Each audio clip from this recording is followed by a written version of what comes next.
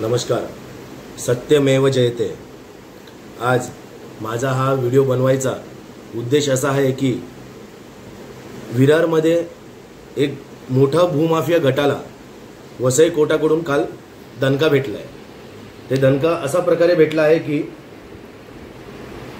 दिनांक 5/7/2024 रोजी कोर्टामध्ये एक याचिका दाखल झालेली बिल्डिंग न पाडण्याकरिता स्टे करिता. ते रजिस्टर नंबर होता 292/2024. हा सदरचा विषय आहे साकारनगर सर्वे नंबर 70/10 विरार पूर्व. मुकेश महेंद्र सिंग नामक व्यक्तीने आपल्या बिल्डिंगवरती अनधिकृत बिल्डिंगवरती महानगरपालिकेची होणारी कारवाई न होण्यासाठी किंवा तात्पुरता थांबवण्यासाठी वसई सत्र न्यायालयामध्ये स्टेसाठी अर्ज केला होता. वसई कोर्टाने त्या मुकेश महेंद्र सिंगला दिनांक 5/7/2024 रोजी तात्पुरता स्टे दिलेला होता. त्यावेळी ते बांधकाम ग्राउंड +1 होता, म्हणजे तळमजला आणि पहिला मजला.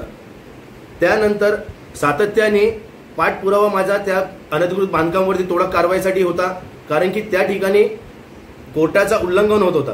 कोर्टाने दिलेला सर्व जे काही अटीशर्ती होती त्याचे सर्वांचे उल्लंघन होत होते आणि कोर्टाने स्टे दिला असून सुद्धा वरचे त्यांनी वाढीव बांधकाम त्यांचे चालू होते. त्यासाठी माझा सातत्याने पाठपुरावा चालू होता. महानगरपालिकेला मी त्यासाठी कारवाईसाठी मागणी करत होतो, पण महानगरपालिका कोर्टाचा हवाला देऊन कुठेतरी त्यांना बढावा देत होती. हे सर्व मी लक्षात घेता मी महानगरपालिकेला गुन्हा दाखल करण्यासाठी MRTP अंतर्गत गुन्हा दाखल करण्यासाठी मी महानगरपालिकेला फोर्स केल्यानंतर दिनांक 18/2/2025 रोजी मुकेश महेंद्र सिंग व दिलीप भास्कर चौधरी जो जागा मालक आहे आणि विकासक मुकेश महेंद्र सिंग यांच्यावरती विरार पोलीस स्टेशनमध्ये FIR नंबर 127/2025 हे दाखल झाल्यानंतर FIR मध्ये पंचनाम्यामध्ये सहसा दिसण्यात आलं की हे याच्यामध्ये कोर्टाच्या नियमाचं उल्लंघन झालेलं आहे. त्याच आधारे घेऊन आम्ही येणाऱ्या पुढच्या तारखेला म्हणजे 1 मार्चला मी स्वतः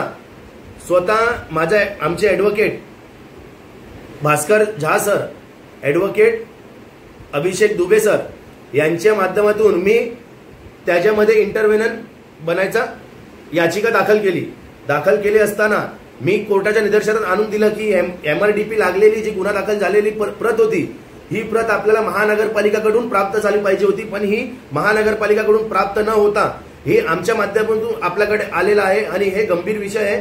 म्हणून आम्हाला याच्यामध्ये बोलण्याची संधी द्यावी, आम्ही अशी विनंती माननीय न्यायाधीशांसमोर केली. माननीय न्यायाधीशांनी विषय गंभीर घेऊन यांनी आम्हाला इंटरव्हेनर म्हणून त्याच्यामध्ये एक्सेप्ट केल्यानंतर सातत्याने समोरचा जो विरोधी पक्ष जो वकील होता तो कुठेतरी ऑर्डर एक्सटेंड करण्याचा प्रयत्न करत होता. आम्ही त्याच्यामध्ये महानगरपालिकेचे ॲडव्होकेट पुष्पक राऊत साहेब आणि आमचे ॲडव्होकेट भास्कर झा साहेब यांनी सातत्याने त्याचे पाठपुरावा करून त्यांना असा निदर्शनात आणून दिला की तिकडे एका बिल्डिंगवरती स्टे घेण्यात आलेला आहे, पण तिकडे एक बिल्डिंग नव्हे तर तिकडे 3 बिल्डिंगचे काम चालू आहे. फोटो सकट पुरावे सकट आम्ही न्यायालयामध्ये ते सादर करत असताना काल दिनांक 28/4/2025 रोजी माननीय न्यायालयाने त्या साकारनगरमध्ये 70/10 सर्वे नंबरवरती जे अनधिकृत बिल्डिंगवरती जे स्टे दिलेले होती त्याच्यावरती पूर्णपणे स्थगिती उचललेली आहे. आता या बिल्डिंगवरती कोणत्याही प्रकारची स्टे किंवा न्यायालयीनमध्ये कोणतीही प्रक्रिया नाही. म्हणून आता मी महानगरपालिकेला बोलू इच्छितो की सदर सर्वे नंबर 70/10 वरती असणारे सर्व इमारत त्वरित जमीनदोस्त करून भूमाफियांवरती गुन्हा दाखल करून त्यांच्यावरती कठोरात कठोर कारवाई करावी.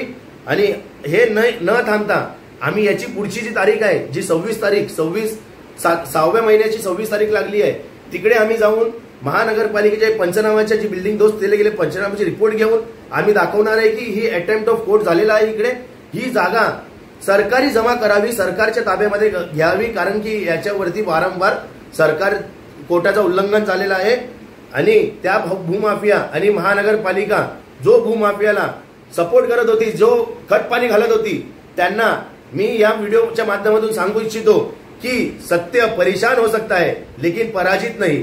जय हिंद, जय महाराष्ट्र, जय श्रीराम।